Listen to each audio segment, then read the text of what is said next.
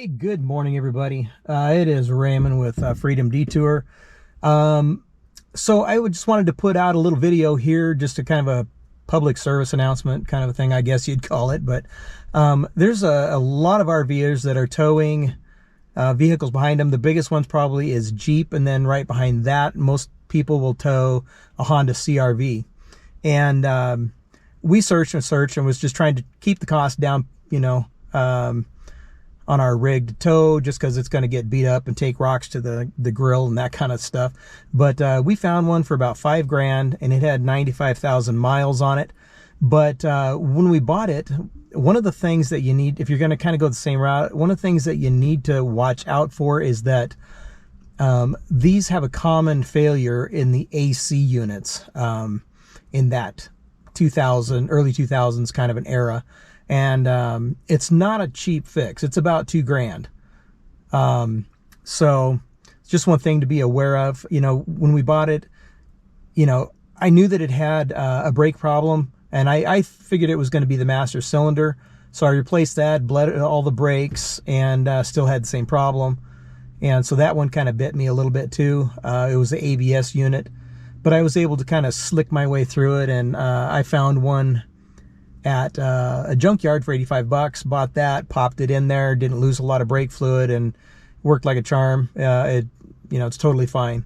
But I've kind of hunted around on the AC piece of it and the common price, the going rate to fix that and replace the 3 items that are in there that need to be replaced is about $2,000. So just want to make anybody aware that if you're looking for an older CRV like we were, watch out for that. Test the AC real good.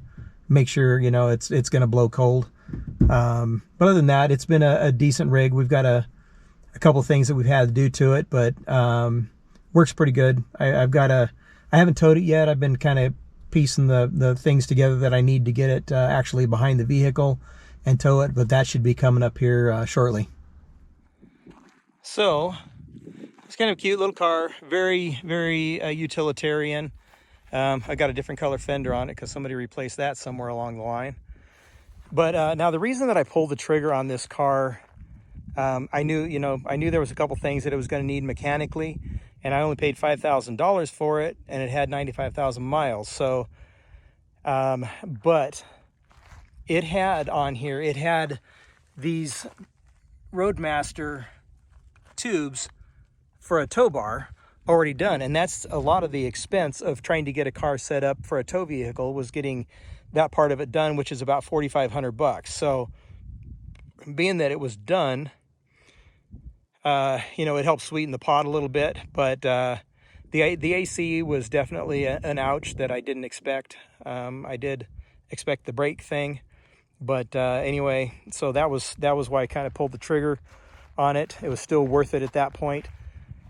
I had a friend give us a Blue Ox tow bar, and if you saw in a previous video, I actually had some tubes made that is going to be able to couple the Blue Ox up to the Roadmaster base plates. So anyway, a little bit of fooling around. You can see we got the back end pretty well loaded with our junk, and it has a sunroof and bars up on the top, so it's just asking for a kayak to go up there, and so I can paddle around on, say that. One interesting thing too is this lifts up. You don't have to open the whole door. If you just want to slide something in the glass there, that'll slide right in. And it has a tow bar down on the bottom, which I don't think that I will use. Somebody tried to pry into this a couple of times. It's got a couple of little chew spots where somebody tried to break into it before, but just kind of comes with the territory when you buy an old car. But other than that, hopefully I am through the major part of the mechanical goofing around with this thing. We're going to save a little bit of money for a while until we decide to put the AC back in it. So all that being said, it's kind of a fun little vehicle. It's fairly easy to drive, kind of a nimble little thing. It's all-wheel drive, so it'll climb up a hill and, kind of do what you need it to do. It's kind of got a couple of funny things that, I've had Toyotas my whole life. I'm kind of a Toyota guy. I have determined that the most trouble-free miles per dollar that you spend, you're going to get with a Toyota. And I've had quite a few, and they've never been a problem. But the issue was I had to have a tow vehicle, and most Toyotas you can't tow, unless you get like a RAV4 that's got an automatic transmission or something like that. But that was kind of hard to find.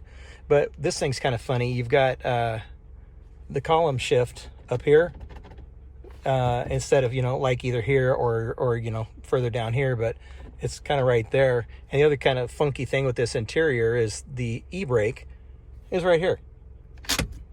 I mean, it's kind of odd, but it's kind of satisfying at the same time. If you're grumpy, and you can just, oh yeah, it feels pretty good. But, and the other odd thing is they give you this little fold down deal right here, which I'm probably going to pull that thing out and put in like a little cooler armrest thing so it sits up a little bit higher. So we just discovered that the spare tire cover in the back, this thing makes out into a little table. It's got little legs that fold out. That's pretty darn cool. That's what the table looks like. They're all folded up back where it goes over the tire cover. Lots of good space, interior trunk space. A lot of people refer to this as the garage. We bought these two totes and our fold-up e-bikes. These are the Rad Expand 5. They fold up and drop in there just about perfect. I think probably the electric bikes are probably about the same size. They might go in there also.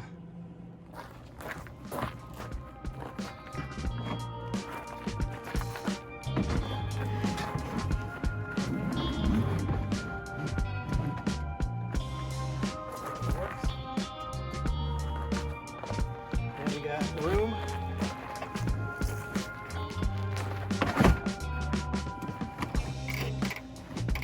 For the stand-up paddleboard.